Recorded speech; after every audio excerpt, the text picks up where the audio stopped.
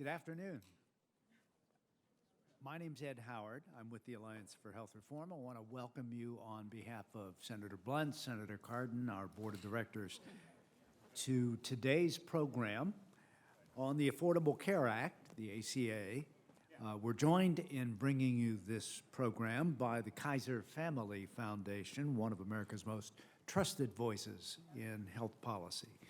And I want to give you a special thanks for braving the elements and the travel uncertainties to get here.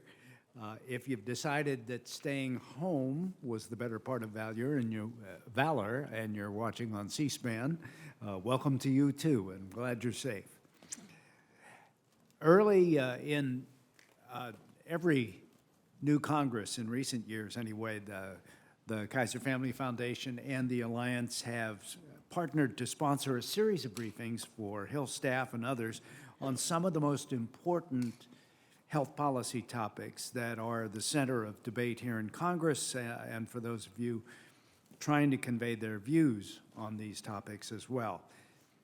After today's briefing on the Affordable Care Act, we're going to be conducting 3 more of these primers over the next month. They'll be held not next Friday, but the 2 Fridays following that, the 20th and 27th, and then on Wednesday, April 1st, on Medicaid, Medicare, and healthcare costs, respectively. Mark your calendars, and we'll see you back here.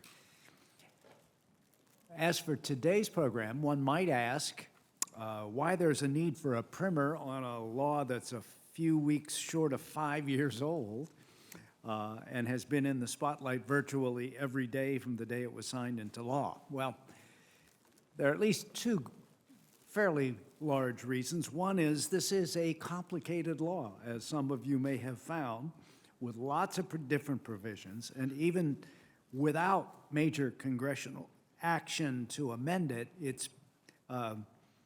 many of those provisions have changed since its enactment. Secondly, bright people come and go, and sometimes come back here on the Hill.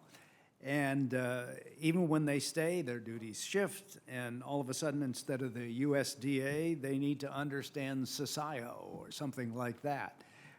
And we're hoping to help you understand the new language. So we're going to dig into the Affordable Care Act. That's the Patient Protection and Affordable Care Act, to be proper, sketching out the main parts of the law, the ones you need to know about. We're not going to try to give you arguments for or against either the provisions or the law in its totality, but we want you to be better informed about what the law actually says. The briefing comes at a timely juncture. We've just concluded the second open enrollment period in the individual marketplaces, and we've heard oral arguments this week in the Supreme Court on a case that could radically reshape the scope of the ACA, maybe even threaten its continued existence. So we're pleased to have, as I mentioned, as a co-sponsor of today's briefing, the Kaiser Family Foundation, a source for tons of good information about the ACA and dozens of other health policy topics. And co-moderating with me today is Diane Rowland, the Executive Vice President of the Foundation, and herself, one of the leading health policy experts in the country. Diane? Thank you, Ed, and welcome to all of you. I want to share with Ed my appreciation for you braving the weather to be with us today. We weren't quite sure whether the audience would all have to be via media as opposed to in the presence, but we really welcome you today. And I wanted to really emphasize Ed's point that this is the basics, not the debates about the Affordable Care Act. Although I noted Ed just said that we're going to talk about what the law actually says, but we're not going to talk about the Supreme Court debate over state-based exchanges or not. Those topics will come up much later. What we want to do today is to make sure the basic framework of the law is clear and that you have an understanding of where to dig deeper when you want to look at other issues. So with that, let's start. We have a lot to cover in a very short amount of time, and all the speakers have been given really short time frames to talk about a very complex set of changes that really has revamped much of our healthcare system. Ed. Terrific. Thank you, Diane. Just a little bit of housekeeping before we get started, if I can. First of all, if you are in a mood to tweet, you can see the hashtag ACA101 on the screen there. Feel free to make use of it. In your packets, you're going to find some important information, including speaker bios, more extensive than we have time to give them from the dais. And you may have noticed that one of our speakers, Charlene Frizera, came dressed as an empty seat today. Charlene's flight back to D.C. got canceled, and her flight this morning was delayed. So since Charlene was scheduled to cover the ACA's changes to Medicaid and CHIP, we are very lucky that we have on the dais one of America's foremost experts on those programs, Diane Rowland, who, in addition to her position at the foundation, happens to chair, as many of you know, the Medicaid and CHIP Payment and Access Commission. And she's graciously agreed to fill in for Charlene. There'll be a video recording of this briefing available Monday or Tuesday on the Kaiser website, kff.org. And thanks very much to the foundation for taking care of that very important aspect of our work. A few days later, there'll be a transcript that you can look at on the Alliance website, allhealth.org. Those of you watching on C-SPAN, you may, if you have access to a computer, go to allhealth.org. It has all of the speaker presentations. You can follow along as we go. And for those of you in the room, you can go back to the materials, all of the presentations, and, as I mentioned, the biographical sketches as well. At the appropriate time, those of you in the room can ask our panel a question by filling in the green question card, and it'll be brought forward, or you can go to one of the microphones and ask it orally. And at the end of the briefing, there's a blue evaluation form that we would very much appreciate if you would fill out so that we can improve these briefings and respond to your needs as well. So we have a great panel, and we're very pleased to start with Jennifer Tolbert. She's the Director of State Health Reform at Kaiser Family Foundation and Associate Director of the Kaiser Commission on Medicaid and the Uninsured.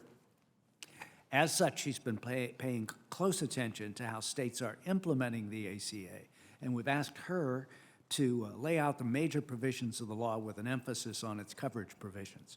Jen, thanks for joining us today.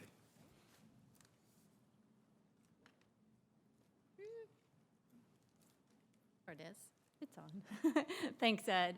And thanks to you all for coming. It's a pleasure to be here. So I'm going to start with just a broad overview of the main coverage provisions of the law, and then my fellow panelists are going to dig a little deeper on each of these issues. But just starting off, one of the main goals of the ACA is to expand coverage to the uninsured and to improve the quality of coverage for those with private insurance. And it does this by building on the base of our of our current system, which is supported primarily through the employer-sponsored insurance. And then it fills in the gaps in the current system. Namely, it expands Medicaid to cover more low-income adults by establishing, raising the eligibility threshold to 138% of the federal poverty level. And just to note, the federal poverty level is at $11,770 for an individual in 2015. It also creates the new health insurance marketplaces where people can go to shop for and enroll in private insurance. Through these marketplaces, premium subsidies are available to people without access to other coverage and who have incomes between 100 and 400% of the poverty level to make that coverage more affordable. And then all of the expansions are made to work by health insurance market reforms that prohibit insurers from denying people coverage or charging them more because they are sick. It also imposes a new requirement on individuals to purchase health insurance with some exceptions, and for large employers to provide affordable coverage to their employees. So turning to the marketplaces, these are online marketplaces where consumers can apply for, shop around, learn what plans are available to them using standardized information, and actually enroll in coverage. And as I mentioned, the premium subsidies lower the cost of the coverage for many. And then in addition, cost-sharing reductions are available to people with incomes between 100 and 250% of the poverty level, and that lowers the out-of-pocket costs that people face in the form of deductibles and co-payments. So the law envisioned that all states would establish marketplaces. But it did create a fallback provision whereby the federal government would establish a marketplace in any state that did not set up its own. And so to date, we have 16 states and the District of Columbia that are running their own marketplaces. In 14 of those states, the marketplaces are fully state-run, while 3 states, Nevada, New Mexico, and Oregon, are state-based marketplaces, but they're relying on the federal healthcare.gov website for 2015. 7 states have adopted a partnership marketplace in which the federal government is ultimately responsible for the marketplace, but the state is sharing in some of those responsibilities. And that leaves 27 states that have defaulted to a fully federally run marketplace. Now, these decisions by states on how to set up the marketplaces have taken on renewed importance as a result of the latest legal challenge to the ACA, as Ed mentioned. In the King v. Burwell case that is currently before the Supreme Court, the plaintiffs are ruling that subsidies can only be provided through states that are running their own marketplaces. So if the Supreme Court rules in favor of the plaintiffs, it would effectively invalidate the subsidies that are currently made available to consumers in the 34 states with a federally run marketplace. And I think Sabrina's going to talk a little bit more in detail about this case and its implications during her presentation. But turning to Medicaid, again, the idea of the law when it was enacted was that all states would expand Medicaid. However, a Supreme Court ruling on the law in 2012 effectively made the decision whether to expand Medicaid a state option. So currently, 29 states, including the District of Columbia, have expanded their Medicaid programs. Now, importantly, states can adopt the expansion at any time. So that means that the expansion is actually under discussion in a number of states. And while most of the 29 states that have adopted the expansion have done so through the traditional state plan amendment process through Medicaid, which is the standard process for making changes to the Medicaid program, there are actually 6 states that have received Section 1115 waivers to implement the expansion in ways that go beyond the flexibility that was provided in the ACA. And notably, Arkansas is enrolling their Medicaid expansion population through qualified health plans in the marketplace. And I think Diane's going to talk a little bit more about this as well. So turning now to the impact of the ACA and what we know to date. So the ACA does provide affordable coverage options for many. According to analyses of data on the uninsured from 2013, about 55% are estimated to be eligible for either Medicaid, CHIP, or subsidized coverage through the marketplaces. So again, over half of those who were uninsured in 2013 would be able to access affordable coverage options as a result of the implementation of the coverage provisions in the ACA.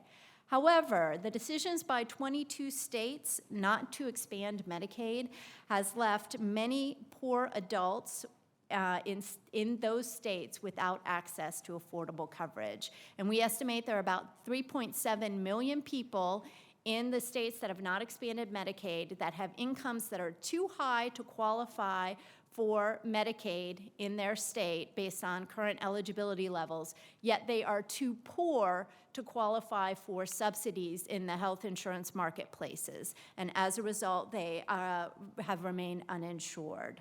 Now, we refer to this as the coverage gap, and you can see that that's the orange slice on this pie. In addition, undocumented immigrants are not eligible to enroll in Medicaid, nor do they qualify, or nor are they eligible, in fact, to purchase coverage at all through the marketplaces. So they are left out of the coverage expansions as well. So millions of people have gained coverage through these coverage expansions since implementation of the law. So as of February 15th, 2015, which was the official end date of the second open enrollment period, over 11.6 million people had signed up for coverage through the marketplaces. Now, that number has increased already because of extensions that were granted to people who were in line as of February 15th, and we expect it to increase even further due to announcements by the federal government and most, if not all, of the states to grant a special enrollment period to people who find out that they owe a penalty for not having insurance when they file their taxes this year. So those folks will be given the opportunity to sign up for coverage at that point. So I should note that over half of people who signed up for coverage during this second open enrollment period were new to the marketplaces, while about 48% renewed their coverage from 2014. Growth in Medicaid has also been quite strong. There were 10.8 million people who gained Medicaid coverage since or compared to a baseline period from July through September of 2013, which was before the coverage expansions went into effect. Not surprisingly, enrollment gains were stronger in states that expanded Medicaid. The growth in Medicaid increased by 27% in states that expanded Medicaid compared to only 7% in states that did not adopt the Medicaid expansion. But one of the more important measures of the success of the ACA is its impact on the uninsured. While we won't know for a while the complete picture because of the lag in available data on the uninsured, initial data from the National Health Interview Survey, which provides data through June of 2014, indicates that there's been a significant drop in the uninsured rates. And while the drop has occurred across the board, the most important or bigger drops have been among the poor and near poor, among Hispanics and Blacks, as well as in states that have adopted the Medicaid expansion. And just very briefly, we are focusing today on the coverage expansions in the ACA, but the ACA was much, much broader than just its impact on coverage. It contains a number of provisions that attempt to reform the delivery system and how providers are paid, as well as to expand the capacity of the healthcare workforce to accommodate the new people who are gaining coverage. So one of the things that the ACA did was to create the Innovation Center at the Centers for Medicare and Medicaid Services, and this office is charged with testing new delivery system models such as accountable care organizations, providing coordinated care to individuals with high medical needs, as well as paying providers based on quality as opposed to volume of services, and testing innovative payment methods such as paying a bundled payment for services that include a hospitalization. And again, on the capacity side, it does a lot to increase payments to primary care providers as well as to community health centers to increase their capacity, and it makes investments in training of new healthcare providers to, again, grow the healthcare workforce, particularly among primary care providers. And so with that, I will turn it over to Sabrina. Thanks very much, Jen.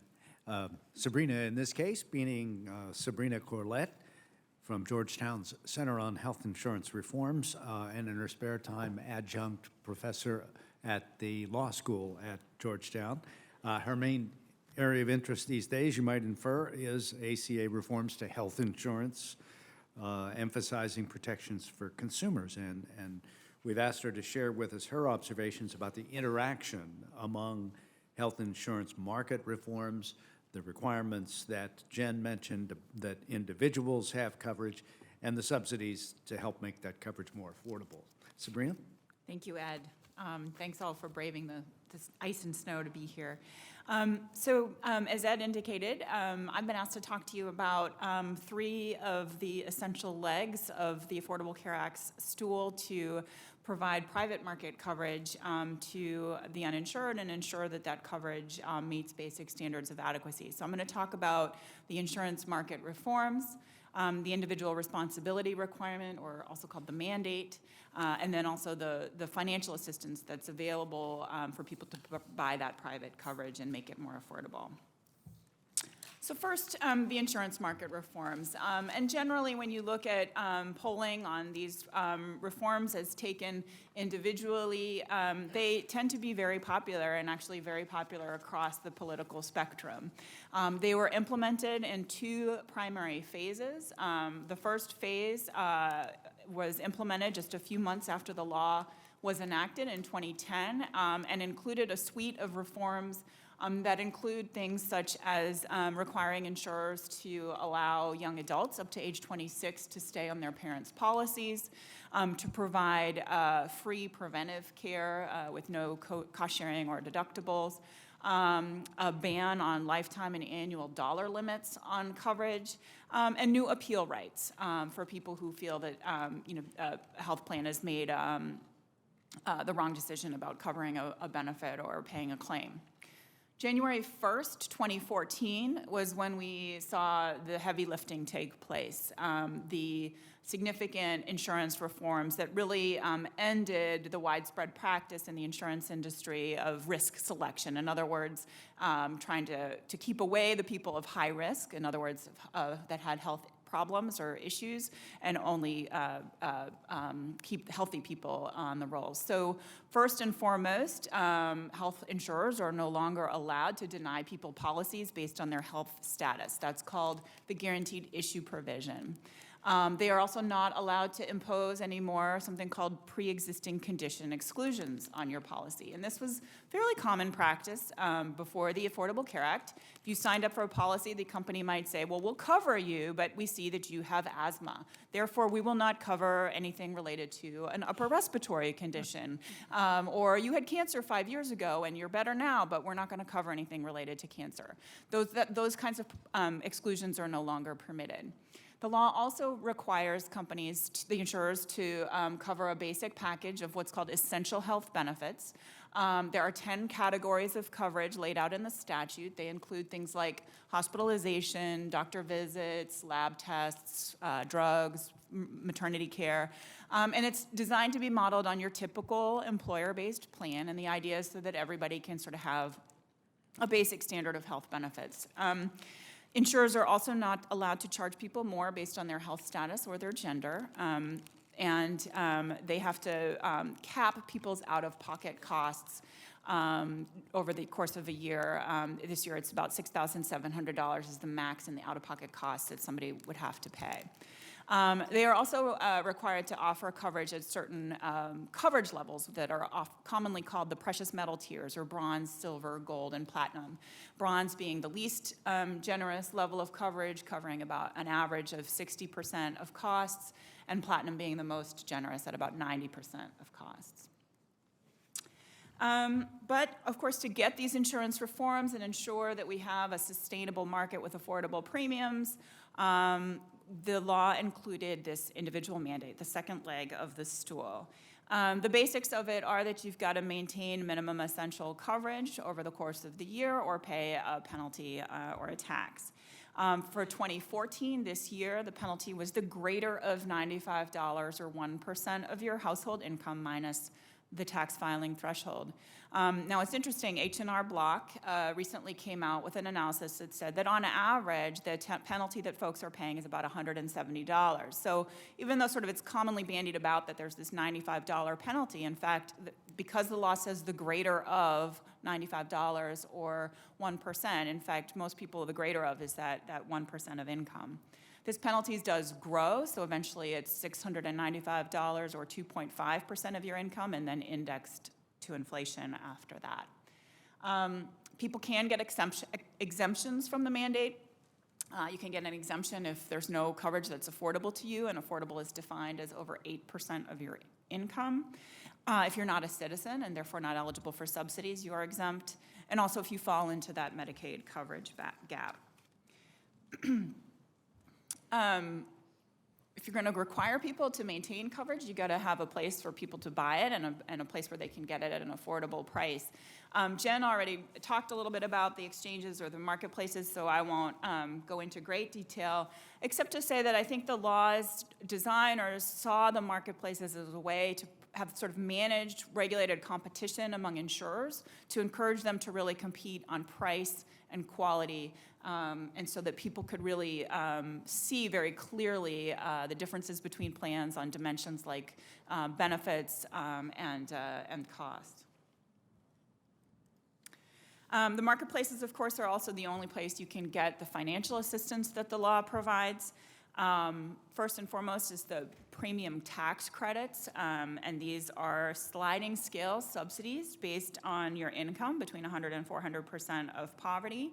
And this slide sort of shows how they are somewhat progressive and how they are allocated. The subsidies are pegged to the second lowest cost silver plan that's available in your area. So you can take your tax credit, you can either buy that second lowest cost silver plan, or you can buy up, pay a little bit more, and buy up to a gold or platinum level plan, or you can buy down to perhaps a bronze level plan and garner more savings. However, if you do choose to do that, you need to be careful because for people between 100 and 250% of the federal poverty level, they are eligible for something called the cost-sharing reductions or cost-sharing subsidies. However, you only get to take advantage of those if you sign up for a silver level plan. So if you decide to buy down to that bronze level plan, you lose the advantage of these cost-sharing subsidies. And effectively what they do is they goose up that value of the silver level plan by lowering the deductible, lowering the cost sharing. So you have to pay less out of pocket during the year than you otherwise would.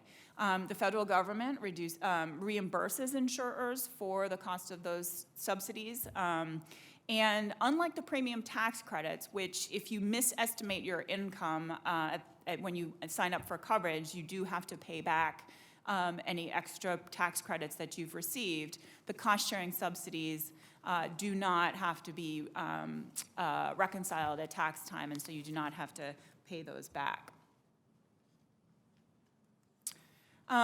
Lastly, I'd just say a couple of words about King versus Burwell, which is on everybody's minds this week as the Supreme Court heard oral arguments. In case you haven't been following the litigation that closely, the crux of the issue is that there is a provision of the statute that says the federal government can provide financial help to people who buy coverage through exchanges that are established by the state. The King plaintiffs are arguing that because 34 states have exchanges run by the federal government, that the tax subsidies provided through those exchanges are illegal. Now, it's important to note that almost 90% of people that have purchased insurance through the exchanges are receiving subsidies. So if the King plaintiffs prevail and subsidies through the federal exchanges are deemed to be illegal, you have the vast majority of people buying policies through these exchanges. They will no longer be getting subsidies. And according to one study that was done by Avalier, these individuals will face, on average, a 255% premium increase. The government, of course, in its arguments to the court, is saying that if you look at the full text and context of the statute, it's pretty clear that Congress intended for all eligible individuals to be able to receive the subsidies no matter who is operating the exchange. That in effect, the way the statute is structured, the Congress intended for the states to set up the exchanges, but if for some reason they were unwilling or unable to do so, that the feds would step in their shoes. But if you're eligible for subsidies because of your income, it doesn't matter who runs the exchange. The bottom line here is that if the plaintiffs prevail, it knocks out the third leg of our stool, making the financial assistance not available in those 34 states. But importantly, it significantly weakens that second leg of our stool, the individual mandate. And that's because most people who are currently getting subsidies, once those are taken away, coverage will be unaffordable to them and they will qualify for an exemption from the individual responsibility requirement. So if King v. Burwell, if the plaintiffs prevail, we really have lost two legs of that essential stool. So with that, I'll turn it over to Paul, I think, right? Thank you very much, Sabrina. Paul Fronston is, in fact, our next speaker. Paul's the Senior Research Associate at the Employee Benefit Research Institute. And for all the attention paid to the exchanges over the past few years, Paul's here to remind us that most working-age Americans get coverage through their jobs. The ACA affects that coverage, too, and Paul's going to explain those effects for us. Paul? Thanks, Ed. This is on, right? Great. You've already, seen two basic presentations, and mine's going to be just, I don't know where that 8 came from on my presentation, but I'm going to talk about the basics of employment-based health benefits and how it's affected by the ACA. Note that I was at someone else's presentation on this on Wednesday, and I sat through their presentation, which was 2 hours long. There's just so much to cover on this, which we just don't have the time to do it justice, any of us. So there's some extra slides in the packet for you to see during your own time. One of the things to keep in mind is the environment before the ACA passed, and that is the percentage of, as Jennifer showed on her first slide, employment-based coverage is sort of the base that the ACA is building on. Before the ACA passed, the percentage of workers with employment-based coverage was falling. It was as high as 76% 2000. By 2010, it was down to 69%. And when you look at where workers get their coverage from, we're actually at the point now where only 50% of workers get coverage through their own job. I don't know if that's some psychological level we may break through and what that means if we do.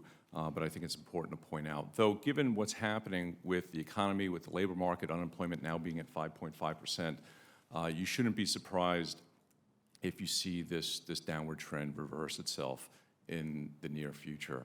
I think the other thing to keep in mind is what was happening with benefits that were being offered, what workers were seeing when they were offered health benefits. You saw increasing deductibles, you saw increasing co-payments for physician office visits, increasing co-payments for non-generic prescription drugs, increased use of four tiers for pharmacy co-payments, increased use of consumer-driven health plans, though there were some exceptions to this general cost shift onto workers, whether it was through value-based insurance design, wellness programs, or telemedicine. Lots of changes going on with the benefits being offered to workers. The next set of slides, some of this was already covered, but the next set of slides just goes through the timeline of all the different things that affect employment-based coverage. You have the slides. I'm not going to go through them individually, but you could see, you saw 2010 was a big year for provisions affecting employment-based coverage. 2014 was a big year for provisions affecting employment-based coverage. And even out to 2018, you've got the the excise tax on high-cost health plans out there on the horizon, also known as the CALAC tax, which we'll talk more about in a few minutes, and a few provisions that didn't have dates, effectiveness dates in the legislation that employers may have to address at some point. So just a couple of items to go over. One, the employer shared responsibility provision, assuming you're all familiar with this, but it's worth reviewing. Either an employer offers coverage or it pays a $2,000 per full-time employee, full-time equivalent employee penalty if at least one full-time equivalent employee receives a premium tax credit. And that's the piece to really focus in on. An employer that doesn't offer coverage does not have to pay a penalty if none of their employees receive a tax credit. And that has implications for the Supreme Court case as well, which we'll talk about in a minute. Currently, employers must offer coverage to at least 70% of their full-time employees. In 2016, that goes up to 95%. Employers with 49 employees or fewer are excluded. And when it comes to calculating the assessment, the first 30 employees are excluded from that calculation. Only workers employed 40 or more hours per week are included in the assessment. And in the case where you've got somebody who owns multiple businesses, and maybe they're all small businesses, there's a provision to look at whether or not those businesses are under common control as to whether or not the businesses would be subject to the $2,000 assessment.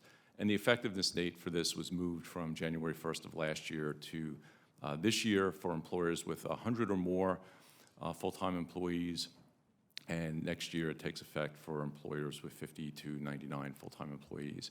And keep in mind the environment before the ACA passed. In 2009, when you look at the employers affected by this mandate, those with 90 to 199 workers, 95% of them were already offering coverage. And among employers with 200 or more employees, 98%, just about all of them, were already offering coverage to their employees. So in some ways, this provision isn't necessarily a mandate to offer coverage, but a mandate to give an incentive for employers to continue offering coverage if they already were. But it also affects employers in the sense that not all of them offered coverage to all of their employees. They didn't necessarily offer them to all their dependents. And then you've got all the other provisions, such as the requirement to offer affordable coverage, minimum value coverage, that took effect as well. And those are some of the qualifications here. For example, the definition of a full-time worker changed. It's now effectively 30 hours or more per week. Employers must offer coverage to not only workers but dependents are defined as children up to age 26. Dependents do not include spouses. Employers must offer the minimum essential value benefits, and they must also offer affordable coverage. One of the things to keep in mind is this family glitch. Basically, affordability is determined by the premium for employee-only coverage. It's not determined by the family premium. So an employee may not be able to afford the family premium despite the fact that the employer is offering an affordable package as far as employees are concerned. And when that happens, when an employer offers coverage to the family that is not affordable for the employee, spouse and children aren't necessarily eligible for a tax credit in the individual market. They may be exempt depending upon their income. They may be eligible for Medicaid or CHIP as well. But it's been estimated that between 2 and 4 million spouses and children may be affected by this family glitch.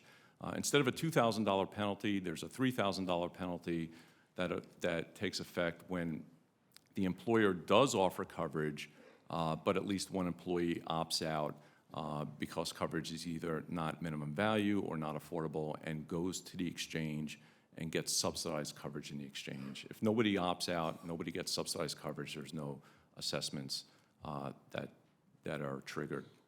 When it comes to implications of King versus Burwell for employers, if the Supreme Court rules that tax subsidies are not allowed in the federal exchanges, that actually has implications for employers because employers are only required to pay the assessment when an employee gets a tax credit. And if it's deemed that employees in these 34 states cannot get a tax credit, then essentially the employer doesn't have to offer coverage because there's no penalty associated with not offering coverage because their employees can't go out and get a tax credit in those 34 states. And there are all kinds of other issues that come up, especially for employers that operate across state lines and what this may mean for them. There's the Small Business Health Options Program, the SHOP exchanges. This is the marketplace for small businesses to shop for health insurance for their employees. One of the advantages of it is that it increases choice of carriers and plan options for both employers and workers, which is something that the small group market hasn't seen a whole lot of. It allows employers to set a fixed or defined contribution, and some key dates. This was supposed to take effect last year, but was delayed until this year. In 2016, it'll cover businesses with up to 100 employees, and starting in 2017, the states may allow employers with 100 or more employees into the shop exchange, but that's at individual states' discretion. You've already heard about the different type of shop exchanges. There are tax credits available to small businesses.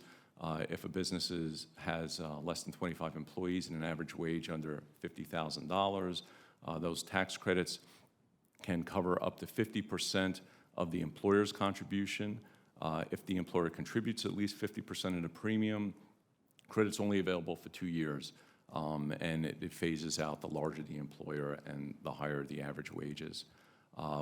There are provisions for workplace wellness programs in the ACA. It allows employers to provide financial incentives of as much as 30% of the total cost of coverage when tied to participation in some type of wellness program.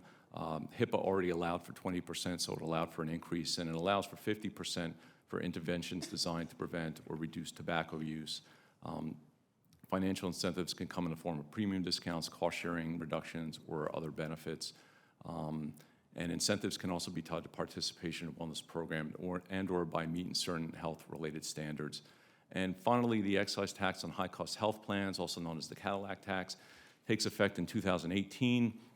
It's a 40% excise tax on the cost of coverage that exceeds these levels, that exceeds $10,200 for employee-only coverage and $27,500 for family coverage, though there are higher thresholds for plans that cover early retirees and high-risk professions. There are adjustments for age and gender the age and gender mix of workers that we haven't seen yet exactly how that's going to take effect.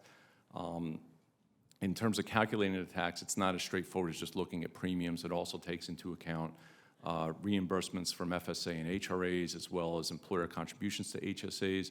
Note that there was a release last week from the IRS that provided a little bit more information. And one of the things in that release is that if a worker contributes to their HSA through payroll deduction, that's actually considered an employer contribution for tax purposes. And as a result, that would be counted towards the threshold. So there's all kinds of questions that still haven't been answered yet because we haven't seen regulations on this, but the effective date is 2018. I think that's it. Thanks. Thanks, Paul. Can I just ask a factual follow-up? When you're talking about the thresholds for applying this Cadillac tax, if they exceed $10,200 for employee-only coverage, for example, how does that compare with the actual normal cost of individual policies through the employer at this point? Yeah, well, at this point, I think the average from the Kaiser survey is about $6,600, if I'm not mistaken. Obviously, there are people up here that could correct me. For employee-only coverage, and $15,000 or so for family coverage, maybe $16,000. So well below, the average is well below the threshold, but with an average, you've got those below it and those above it. So certainly there are some plans that are going to trigger it. It's not as straightforward as looking at the premium. So if you're counting FSA contribution or HSA contribution, that'll boost up, how many plans may be above that threshold. I think the issue is that premiums have been increasing faster than general inflation, although, that gap has shrunken recently, and the Cadillac tax is indexed to overall inflation after the first year. So the expectation is, while there may not be a lot of plans affected by the tax initially, over time, more and more plans would be affected by it if they don't make changes to avoid it. Thank you very much. And Paul is exactly right. Diane's organization is the co-sponsor of the definitive survey of employer-based coverage that I commend to you if you haven't taken a look at it, the Kaiser HRET survey. A Renaissance woman, Diane, is stepping into the breach to pick up the thread of questions about Medicaid and CHIP. And I should say, we don't have her slides in your packets, but we will have them mounted on our website after the briefing. Diane, thanks very much for being so flexible today. You don't have the slides because they were done at 10 a.m. this morning. Medicaid, clearly, as Jen's overview noted, is a key building block within the Affordable Care Act. But one of the things to remember about the program is it's been around for 50 years, and it has a lot of other changes that were embodied in the Affordable Care Act. So today, I'm just going to go over some very high-level changes, and I urge you to come back for the Medicaid 101 to go in greater depth. Clearly, one of the main things that the Affordable Care Act was doing was extending coverage to low-income adults through the Medicaid program. It was also seeking to modernize the way in which eligibility and enrollment happened in Medicaid, to simplify the process, to streamline the way eligibility determinations were made and the way income was counted. And it also provided substantial federal funds to the states to help them put in place the expanded coverage, as well as supported a wide range of changes in the delivery system, not just for acute medical care, but also for long-term care services. But the key piece of what the Affordable Care Act was seeking to do was to fill in the gaps in eligibility that had occurred for Medicaid, especially for adults. And one of those key provisions was that Medicaid was never available for childless adults, adults without dependent children, unless they qualified on the basis of disability. So that the Affordable Care Act changed the way in which Medicaid eligibility was going to be set to be based solely on income and not on the characteristics of the individuals, and was going to try to put in place a uniform standard across all states to eliminate some of the variation in who was eligible on the basis of income to 138% of the federal poverty level, or a little over $11,000 for an individual. And that was because of the tremendous variation that occurred in who was eligible for the program by income as well as category. And here you see the Medicaid program, together with its partner, the Children's Health Insurance Program, or CHIP, provides very broad coverage on income eligibility levels for children across the nation. Virtually all states covered children at least 200% of the federal poverty level, as well as pregnant women. But there was a great disparity in the income eligibility standards for working parents or for jobless parents, and a lack of coverage for childless adults without disabilities. So the Affordable Care Act sought to fill that, but the Supreme Court, not in the King versus Burwell case, but in its previous case, decided that it was coercive on the states to require them to expand coverage, even if in the early years there was a full federal financial participation for the cost of the coverage, and gave states the option to not provide coverage to the expanded adult situation. So that would have been some of the working parents above the old income eligibility levels, as well as the childless adults who had previously not been covered, creating a coverage gap between the Medicaid eligibility standards and eligibility for coverage in the marketplace. And as one of the glitches that occurs when the Supreme Court intervenes and doesn't change a lot of other provisions of the law, only makes something optional, individuals below the federal poverty level were going to all be covered by the Medicaid program in the ACA vision. So they were therefore left ineligible for gaining access to coverage in the marketplace, the subsidies that have been talked about earlier. So anyone below the federal poverty level who was not already eligible for Medicaid by the old standards was left without coverage. Those who were between 100 and 138% of the federal poverty level could gain coverage in their marketplaces, in their states, and subsidies through the coverage. And so what you see is that in the states that expanded Medicaid, there's a very nice flow. Childless adults get coverage through Medicaid, and then they phase into getting coverage in the marketplace as their income goes up. Parents are covered equally, and children have already had higher coverage gaps. So there's no real coverage gap there. Yet in the states that did not expand Medicaid, those who are childless adults below the federal poverty level have no coverage option Those who are parents can be covered if they meet their state's very stringent early income eligibility levels, sometimes at 17, 25% of poverty. Many of the states that did not expand had the lowest coverage levels income-wise for parents. And if they were a childless adult, they were ineligible. And then for under between poverty and the state standard, they fall into the coverage gap. And then once they earn enough to be above 138% of poverty, then they can go into the exchange, or between 100 and 138, they can gain exchange coverage. And children, again, because of the coverage that CHIP and Medicaid have already provided, remain covered at much higher income levels. So nationwide, as a result of the 22 states that have not expanded coverage, we see that about 3.7 million low-income adults fall into this coverage gap where they are too poor to go into the exchange for coverage and above the income eligibility levels for Medicaid coverage.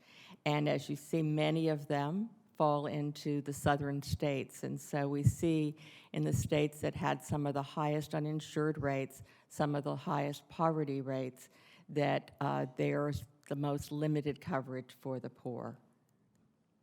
Now, in addition to the coverage, which has gotten all of the attention in terms of Medicaid's choices, every state did have to modernize and improve its application and enrollment process, try to coordinate that process with the federal or the state-based exchanges.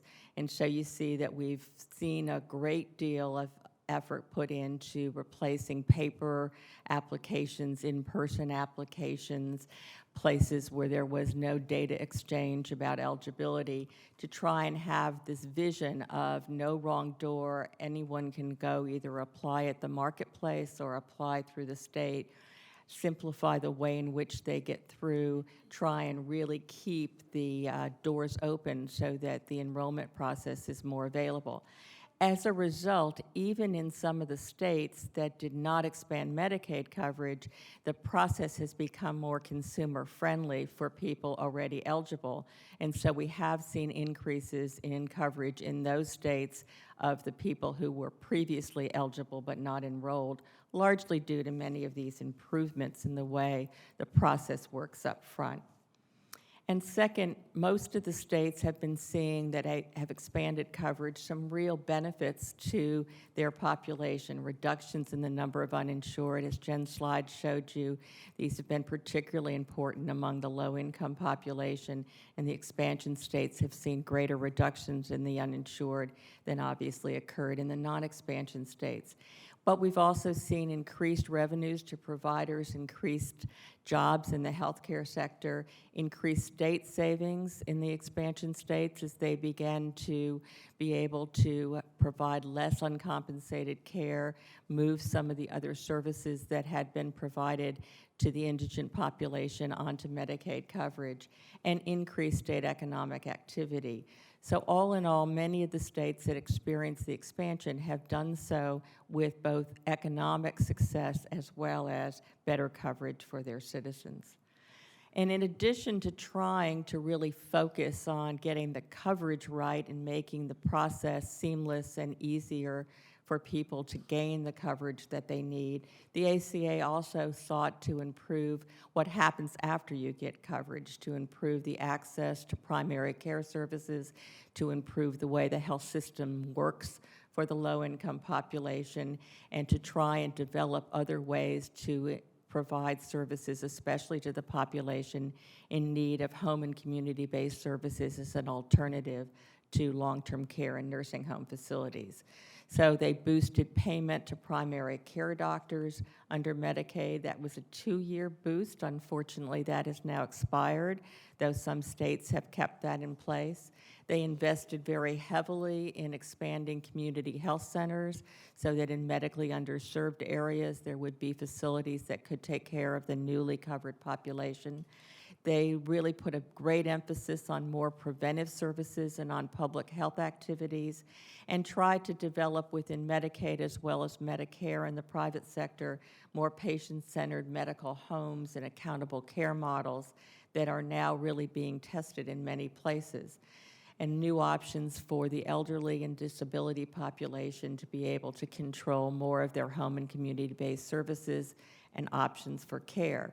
So we're really seeing at the end of the day both a coverage expansion in Medicaid, but a real reform of the administrative structure, especially for determining eligibility and determining how to get people connected to managed care plans and to other health system reforms.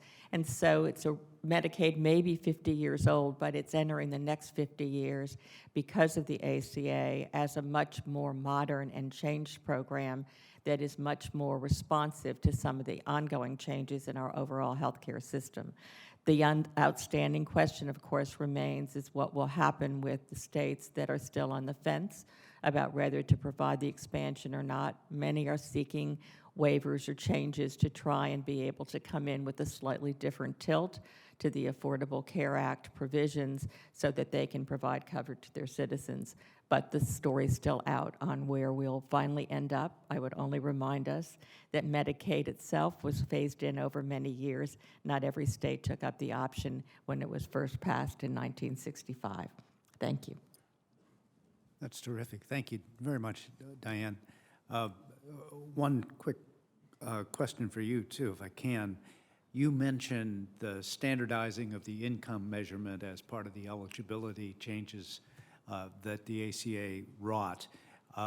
What happened to the asset tests that were in place for Medicaid recipients from the time of the law's enactment? Well, as the children's health expansions were expanded, the asset tests were gradually dropped as an eligibility determination mechanism for children, and with the Affordable Care Act for coverage for low-income adults through the family coverage. However, Medicaid also covers a substantial number of individuals who are elderly and have disabilities who qualify, some through the Supplemental Security Income Program and others through various provisions in the Medicare program that still do require the asset test. So there's still an active asset test for many of the elderly and the disabled who qualify for the program, but not for families under the new determination of income called MAGI. And I should also say, since I'm over my time, I'll say it anyway, that the other provision that's now one very clearly coming to Congress soon in the Affordable Care Act was the Children's Health Insurance Program that actually has helped boost that coverage of children that I showed, and the income eligibility levels for children was funded through the Affordable Care Act through the end of 2015, which is fast approaching. And the requirements that states operate those programs and continue the eligibility were intended to go through 2019, but Congress is going to have to make a decision fairly soon very soon actually, about whether to extend the CHIP funding beyond 2015, and as they extend it, are they going to extend it as a straight-up program the way it's currently structured, or will they make other changes to it? We on the MACPAC Commission have recommended a 2-year extension of the program just as it is, and have also said that it's really important over the next few months and in the next 2 years, if that's the length of the extension, to figure out how to really integrate coverage for children and CHIP into either the exchanges in the Medicaid program, or whether to continue the program as it is currently structured as a middle ground program. Thank you very much. And as you can infer from that response, Medicaid itself is one of the most complicated programs that we have going. So let me reiterate Diane's suggestion that you plan to be here on the 20th of March for the specific primer on Medicaid. Now, if you have questions that you would like to have addressed by one of our panelists, you should either repair to one of the microphones or take out that green question card, write it down, hold it up, and we'll bring it forward. And let me just take advantage of how long it takes you to get into position. Spoke too soon. I would ask everyone at the microphones to identify themselves and to keep your question as brief as you possibly can so that we can get to as many questions as we can. Yes, sir. Yeah, hi. Tony Hausner, formerly with CMS, and in the last few years a volunteer with the Affordable Care Act. So one of the things I've seen over the past year or so, and the Center for Budget and Policy Priorities helped to bring it more clear to me, that both the consumers and the navigators have an awful lot of comparisons to make, both the deductibles, the co-insurance, different co-pays. There's quite a few different co-pays, and I was overwhelmed by how many things they have to compare. And I'm wondering, I've seen one tool, Washington Consumer Checkbook, who's done it for Illinois, simplify that. But I'm wondering what solutions the panel has for that kind of dilemma that's confronting consumers who are signing up for the Affordable Care Act plans. And we'll turn to Sabrina, but let me just ask, how many in the audience know what a navigator is? Good number, but nowhere near a majority. You might remedy that, Sabrina. Sure. So just quickly, the Affordable Care Act requires exchanges to establish a navigator program. Navigators are responsible for conducting outreach and education activities to let people know what's available to them and what their rights and obligations are under the law. And then the navigators are also supposed to help enroll people and help them figure out what they're eligible for. And as the gentleman indicated, because it sounds like you've been serving a navigator or Working with them. yeah, assessor function, help them sort of figure out what's available to them and what is the optimal plan choice. Although the law does include within it some new standardization for health plans, in other words, they all have to cover the essential health benefits, and they have to offer coverage at these precious metal tiers, there still is an enormous amount of flexibility for the carriers, particularly around cost sharing, but also around specific items and services that are covered. And as a result, it can be really overwhelming for consumers to try to figure out what's right for them and their family. There has been an effort, and Consumers Checkbook is a terrific organization that has done has developed decision support tools, online tools, to help people filter down or narrow down their choices. And we're really hopeful that, in addition to Illinois, more exchanges will deploy those types of tools. But other states are actually looking at greater standardization of health plan options. In other words, really narrowing even further the kind of flexibility that the insurers have to, for example, vary co-payments or deductibles for specific services. And so that may be something to look to in the future. I think some states did it the first year or the second year, but are looking to do it going forward now that we're kind of past some of these bigger operational hurdles. Okay, thank you. Yes, ma'am. Hi, I'm Dr. Caroline Poplin. I'm a primary care physician, among other things. One follow-up to his question, has there been any study looking at whether the carriers are deliberately structuring their choices in such a way as to attract healthy people and push away sick, costly people, since they're getting the same premiums for the healthy people as the sick people? My question was about employer-sponsored insurance and the requirements of the ACA. How do they compare? How does the benefit package compare? Do they have to cover the same? Does it have to cover the same 10 benefits? Or can an employer get away with a much stingier, less useful package? Good question. Well, I can cover the benefit design issue, the first question you asked, and maybe turn it over to Paul. Is that all right?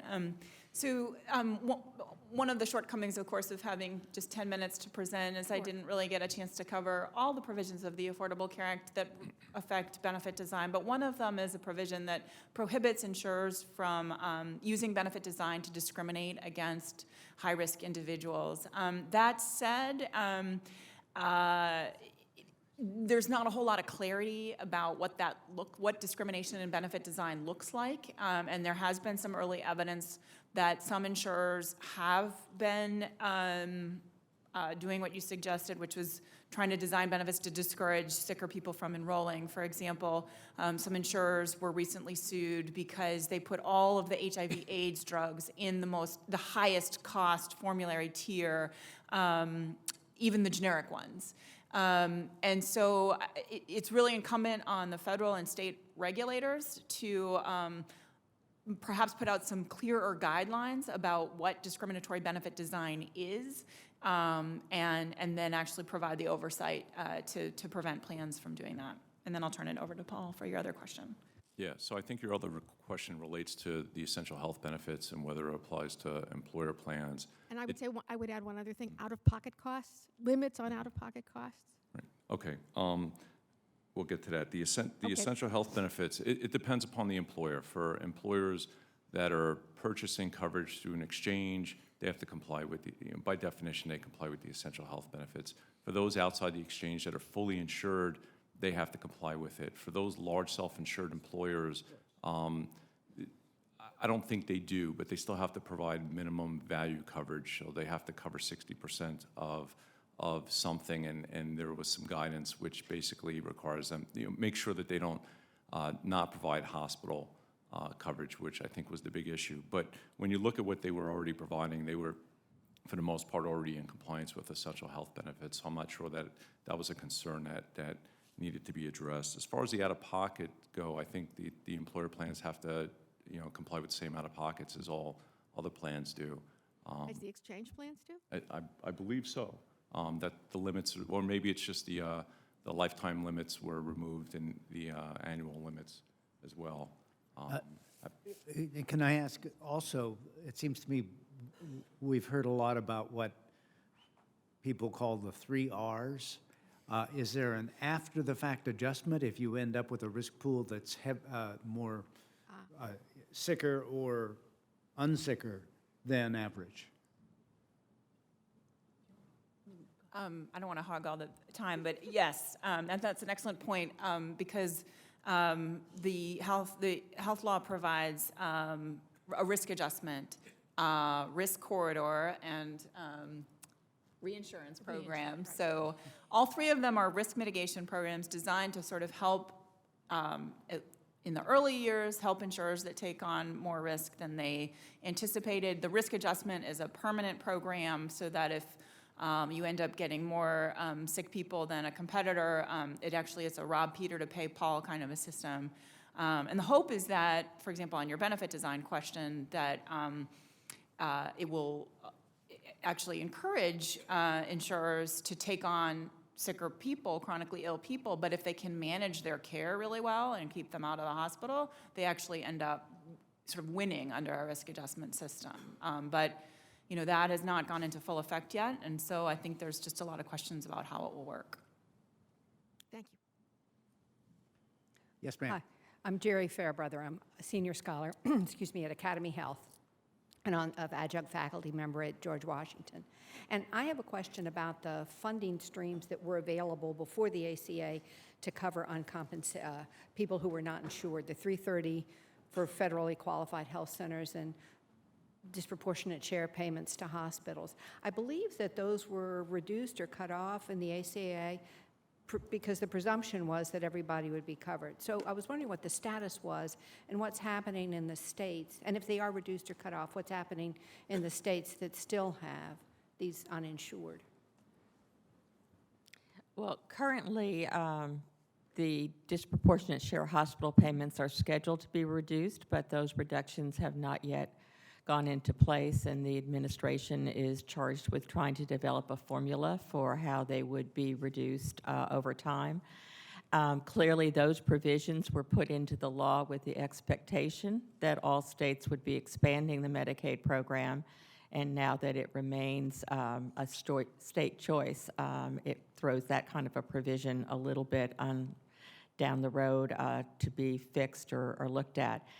The availability of community-based services and the community health centers, the 330 program, as you mentioned, was substantially expanded by the Affordable Care Act, and that is kind of irrespective of which states expanded or not expanded. So there has been a real infusion of more assistance into some of the medically underserved areas where many of the low-income population live. And Diane, you have sort of dominion over the question. numerous cards that have been sent forward. So, Sabrina, one of the first questions that they'd like you to explain in depth is the difference between cost-sharing subsidies and premium tax credits. You can just clarify how those two work together and what they are. Sure, I'll give it my best shot. So the premium tax credits are designed to make your premiums more affordable. So your premiums, of course, are those upfront monthly payments that you pay for your health plan. They are available to people between 100 and 400% of the federal poverty level on a sliding scale basis. And essentially, you get your tax credit. You can get it on an advanced basis, or you can wait until the end of the year and collect it at that point. Most people are getting it on an advanced basis, which essentially just reduces the amount of their monthly premium payment. The cost-sharing reductions or cost-sharing subsidies, often you'll see CSRs, are available to people between 100 and 250% of the federal poverty level, and they are only available if you enroll in a silver level plan. They are designed, as I said earlier, to sort of basically increase the value of that silver level plan by reducing deductibles and co-payments. And again, just as with the tax credits, they are provided on a sliding scale basis. So if at 100% to 150% of poverty, once you sign up for that silver level plan, it actually gooses up the value of that silver level plan to, I think, 97%. Is that right? 94% actuarial value. So that plan is really covering most of your co-payments and deductibles. Between 150% and 200% of poverty, it's goosing up the value of your silver level plan to 87%. So again, sort of making it like a little bit more than a gold level plan. And then between 200 and 250% of value, it's just slightly increasing the value of that silver level plan to, I think, 73. Thank you, Jen, for keeping me honest. 73% actuarial value. So essentially what it's doing is you're eligible for the premium tax credit, so your premium payments are reduced. But then when you actually, at your point of service, when you're going to the doctor or to the hospital, you're also paying less in your out-of-pocket costs. I hope that covers it in depth. Jen, maybe you could also comment, since this will be occurring in April, on the reconciliation process with the tax Sure, credit. yeah, I was just going to add that point, and Sabrina had mentioned this earlier, but another key difference between the premium tax credits and the cost-sharing reductions is that the premium tax credits have to be reconciled because they are a tax credit. So when people who accept advance payment of those premium tax credits, they are based on what people project their income to be for the coming year. So people signing up for coverage in January projected their income for 2015, what they thought they would make. And then come tax time in 2016, the amount of the premium tax credit they receive gets reconciled against what they actually made over the course of the year. So if they made more than they projected, they may owe some of that tax credit back, and they would pay it in the form of additional tax when they file their taxes. If they, in fact, made less income than they anticipated, then they would get an additional refund on their taxes. And so, importantly, the cost-sharing reductions are not required to be reconciled in the same way as the premium tax credits. follow up on the discriminatory health packages. To your knowledge, is there any data on the prevalence of these packages, particularly in the case of HIV drugs? And two, are there any lawsuits against either the states or the providers to prevent these discriminatory packages? And you? Oh, would Rick you Blake, identify Strategic yourself? Health Resources. Thank you. Yep.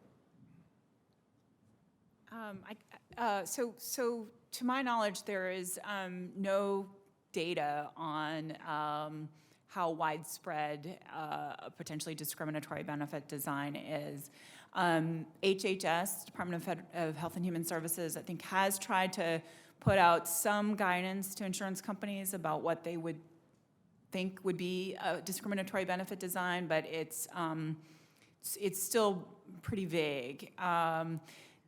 To date, what has happened is that you have individual organizations that have been looking at some of these health plan benefit designs, which, by the way, can be actually hard to get a hold of if you're not enrolled in the plan. And so we are aware of some lawsuits that have been filed with the Federal Office of Civil Rights at HHS, alleging that the benefit designs are discriminatory. I believe some of those lawsuits have been settled, but I think that my personal opinion is that ideally you would have the feds or the states to put out some clearer guideposts or boundaries for insurance companies to prevent the practice in the first place, as opposed to waiting for it to be litigated. This has been a particular issue in the state of Florida, and there has been some in-depth look there at plan availability. And some of the researchers at the Kaiser Family Foundation are working on case studies that look particularly at the drug benefit offerings in different plans in 5 different states to see if there's any patterns there that would be discriminatory. We got it. Al Milliken, AM Media. Depending on how the Supreme Court decides, how many people would you estimate are going to be significantly affected by the decision? I was curious if all of you would, have similar opinions about that. Well, when we look at enrollment in the 34 states with the federally run marketplace, there are about, right now, 7.5 million people who are receiving subsidies in those states. So the subsidies for those people would immediately go away. Many of those people would then no longer be able to afford that coverage. So the expectation is that they, would immediately drop the coverage. But the implications go beyond that, because as Sabrina pointed out, when you kind of take away the legs of the stool, the requirements that insurers guarantee issue and restrict rates based on health status remain in place. And so what you're likely to have happen in those states is what's referred to as a death spiral in the individual market. In other words, that by many of those people, young and healthy adults leaving the market, the people who are going to stay and do what they can to afford coverage are those who need it the most, so those who are sicker. And so what you'll see insurers doing, to the extent that they can, is increasing premiums, and possibly and eventually, without any changes made to the law, everyone or most people will be priced out of that market. So it affects not just the people who are receiving the subsidies, but really everyone who's currently purchasing coverage in the marketplaces in those states. And from the low-income perspective, in those states that elected not to expand Medicaid coverage, many of the individuals between 100 and 138% of poverty have gone into the marketplace, and most of those are federally facilitated marketplaces. So we estimate that about 2 million people who would be covered by Medicaid if the states had expanded are now benefiting from being eligible for coverage in the marketplace, and most of them would lose that coverage as well. And one other aspect, Jen, I'm thinking if you're an insurance executive and you're trying to figure out what to do for the rates you're going to file at in 2016 to charge in 2016. You're facing sort of a strange timetable, are you not? Yeah, Or, I'm sorry. No, that's fine. Right That's ahead. one of the difficulties. The insurance companies have to file their rates for 2016 by May 15th of this year. That will be before the Supreme Court hands down its decision.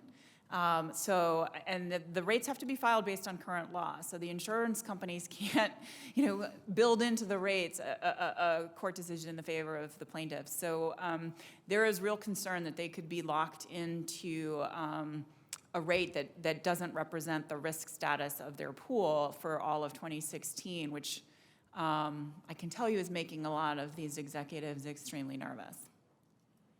One of the questions we got from the floor was, what would be a plausible Plan B if the plaintiffs prevail in King versus Burwell? And then in parentheses, be realistic. Well, one Plan B would obviously be for Congress to clarify the ambiguity and to say that the subsidies are available, whether they're in the exchange or whether it's federally facilitated or state-based. But I'll let my other panelists come up with a different Plan B if they have one. There's no good Plan B. I mean, the problem is I'm not a budget expert, but as I understand it, CBO will almost immediately readjust the baseline. So if Congress were to go back and try to fix the language, that costs money in the budget, right? So not only do you have a Congress that probably is not inclined to make a quick fix, you also have a budget problem, right? It's also not easy for states at this point to just, on a dime, establish a state-based exchange. There are significant costs involved. You have to have state authority, which means getting it through your legislature, or even those that potentially could do it through executive order. There are questions about how you could raise the revenue to operate the exchange. So there's just a lot of unanswered questions, and I don't see an easy or simple Plan B at this stage. Hello, my name is Daniel. I'm with the Center for American Progress. I'm an intern, but I wanted to ask a little bit about, have you all studied kind of what the ACA does in terms of cost savings, and specifically, you had some numbers about how states have seen savings as a result of Medicaid and these insurance plans. But how much is that really from absolute savings as opposed to like the government giving them money and the states claiming that as kind of savings and that they're not spending the money and it's more of the federal government giving them the money? Well, actually, some of the savings come from programs that they've been operating for the indigent population, that once that population gets insurance coverage, they don't need to continue to operate that program. So it's that individuals with coverage are able to, as one of the earlier questioners asked, go to a hospital and have their care paid for through the program instead of the state having to come in and provide uncompensated care to help keep some of its public hospitals and safety net facilities going. Some of it is community health centers being able to stretch the grants that they get to operate for care of the uninsured to now have more people with insurance who come in with Medicaid and provide some additional revenues to the community health centers. And we need to remember that there are going to still be uninsured populations because of the fact that many were excluded. The immigration issues excluded some from coverage. There are others who are not going to have signed up for coverage or will really need to continue to rely on some uncompensated care. But many of the states have also seen improved revenues from the fact that it generates economic activity in the state, and that then gives the states better revenues, which helps to offset some of their budgetary costs. Thank you. Yes. Hi, my name is Helen Newton. I work at HRSA, and this is actually for Jen Tolbert. Thanks so much for presenting sort of a breakdown of the 2015 open enrollment data. But I was curious if you had any estimation as to what percentage of rural residents were enrolled in 2015 plans? Yeah, so I have not actually looked at this, but in depth for 2015. But there is data available from HHS by zip code, and when we did do analyses for 2014, enrollment in rural areas did lag behind enrollment in urban areas. I think a number of reasons for that. A lot of the people signing up for coverage, especially those who are getting coverage for the first time, needed the help of assisters, and those assisters are more easier to access in urban areas. Now, I think there were efforts put in place during this second open enrollment period to have greater availability of assisters in rural areas. So it's possible that when we analyze the data for 2015, we'll see that there was an increase in enrollment in rural areas. But I think it is still very much an area where we need to focus attention. Not only are the coverage rates a little bit lower, but access to care is also much more of a problem in rural areas. Thank you. We have only about 5 minutes left, so I would ask, while you're listening to the last couple of questions, if you would pull out the blue evaluation form and start to fill it out, it would be very helpful. Thank you. Diane? This is a question that I'm going to direct to Paul. If the federal government wants to encourage employers to offer health insurance to employees, why would it include the Cadillac tax under the ACA, which discouraged high-quality employer-sponsored insurance? What's the harm provided by employers offering coverage exceeding $10,200 per employee or $27,500 per family? Yeah, it's a really good question. Employment-based coverage has always benefited from a preferential tax treatment in the sense that the amount that employers pay towards coverage on behalf of workers is not included in worker income, and the amount that workers pay through payroll deduction reduces their taxable income. The concern is that because $1 of health insurance is not subject to taxes and $1 of wages is, workers prefer health insurance over wages to some degree, or increases in compensation in the form of more generous health insurance. And we know that more generous health insurance results in more use of healthcare services, and some of those services are good for people to be getting, and some of those services may be unnecessary, and therefore people may be overinsured to some degree. So there's always been an interest as far back as the Reagan administration in changing the way health benefits in the workplace is taxed. And this Cadillac tax is one way that coming from the top down, addresses high-cost health plans that are often, though not necessarily always, but often associated with plans that provide very generous benefits. You may remember in the summer of 2009, I think the poster child for this tax was Goldman Sachs when it came out, that they were spending, I think, about $40,000 per executive for their health benefits. So it's a crude way of going about it. There are some issues with it, and there are some things we haven't seen exactly how it's going to be addressed. But the intent is to reduce these very, very generous benefits, or at least find a source of revenue to pay for other provisions in the bill by taxing these benefits.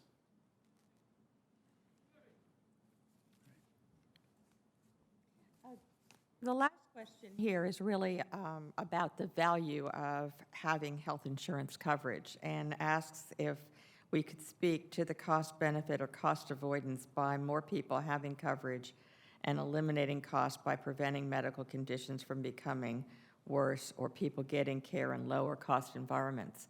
And I think this question speaks to the purpose of the Affordable Care Act, which was to recognize that the uninsured population uses the health system very differently than people with insurance coverage.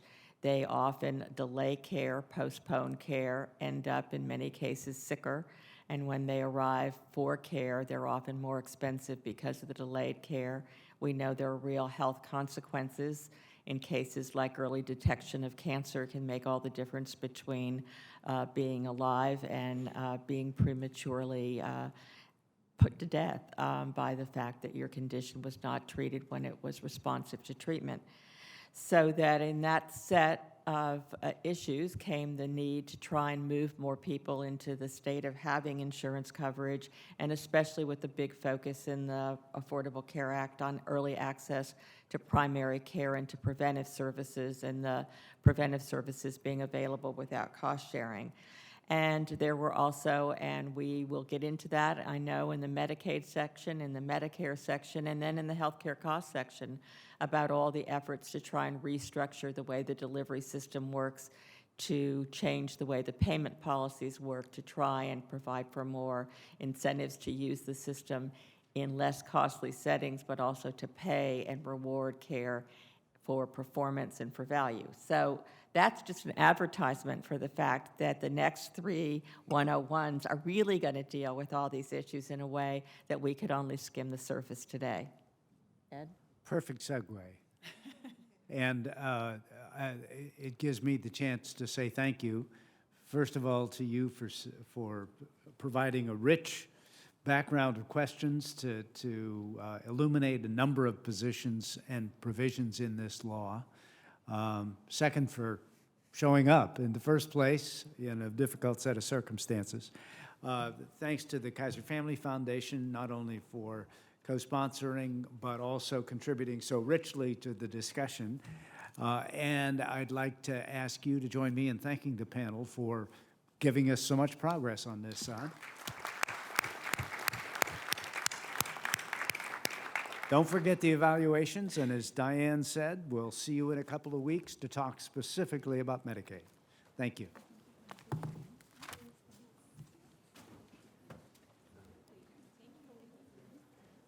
All right.